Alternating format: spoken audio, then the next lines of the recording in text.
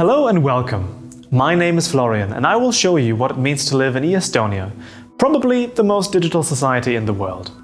Of course, there are many aspects to this story, and we will go through the key points in this 10-part video series.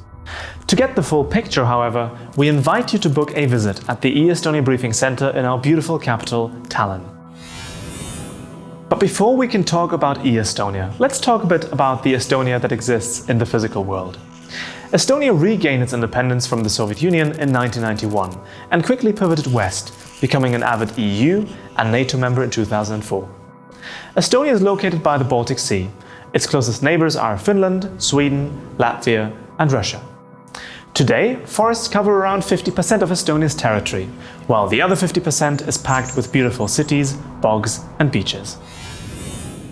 As I tell you more about how e-Estonia works, bear in mind that even for this nation of digital trailblazers, the path towards digitalization has been a long and challenging one. Nowadays, 99% of all government services are accessible via the internet 24/7, whether you're on your laptop or smartphone.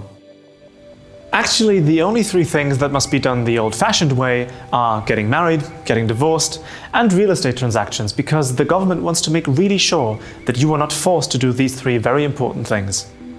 Estonia was also the first country to introduce internet voting in national elections and offer e-residency for people across the world. And yes, Estonia is leading in many global rankings concerning digitalization. I'll give you a few seconds to look at these examples here. Still, this level of digitalization was not always the case, and it didn't entirely come out of nowhere. Already in the 1960s, Tallinn became one of the main hubs for computing. 3 years after restoring its independence, the Estonian government then signed its first draft policy on digitalization. That decision seems like an obvious one today, but back in the early 90s, it really wasn't. Estonia took a huge gamble that the internet would take off globally, but thankfully it did.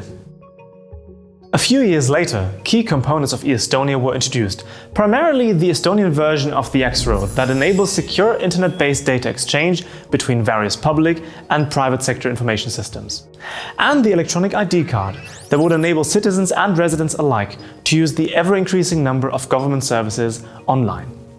But we will talk about these things in greater detail over the next few videos. So, what will we be discussing? Well, there's a lot of ground to cover. We will have separate videos on the three cornerstones of e-Estonia, namely e-identity, interoperability solutions, and cybersecurity.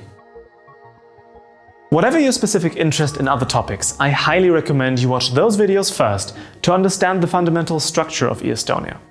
Beyond that, we will touch on many crucial topics: healthcare, e-governance, mobility services, education, business and finance, and the world's first e-residency program. After the initial decision to go digital, the legal architecture had to be prepared to take data privacy and protection into account. The various parties were fully aware that if citizens would lose trust in the security and privacy of their data, the whole endeavor would be at risk. Nowadays, Estonia has built its international reputation on digitalization as well. So you can rest assured that the government works very hard to keep the citizens' data safe. Another important factor for e-Estonia is user-friendliness. Estonians of all ages use the different services online because they solve problems in a simple manner. Almost all people file their tax declarations online, which includes people from all age groups. But while easy-to-understand user interfaces are crucial, education also plays a role. Starting in the late 1990s already, several programs worked to bring computers and internet connections into every single school in the country, to educate future generations, but also to make sure that the elderly are not left behind. To this day, vocational schools offer free state-run computer courses to teach basic IT skills. But of course, no information society is ever complete. Estonia continues to work on new solutions and initiatives to make life easier for everyone. So as you can see, there are many factors that need to be taken into account before you can even think about the actual services that you might want to offer online. So buckle up and enjoy this video series about e-Estonia.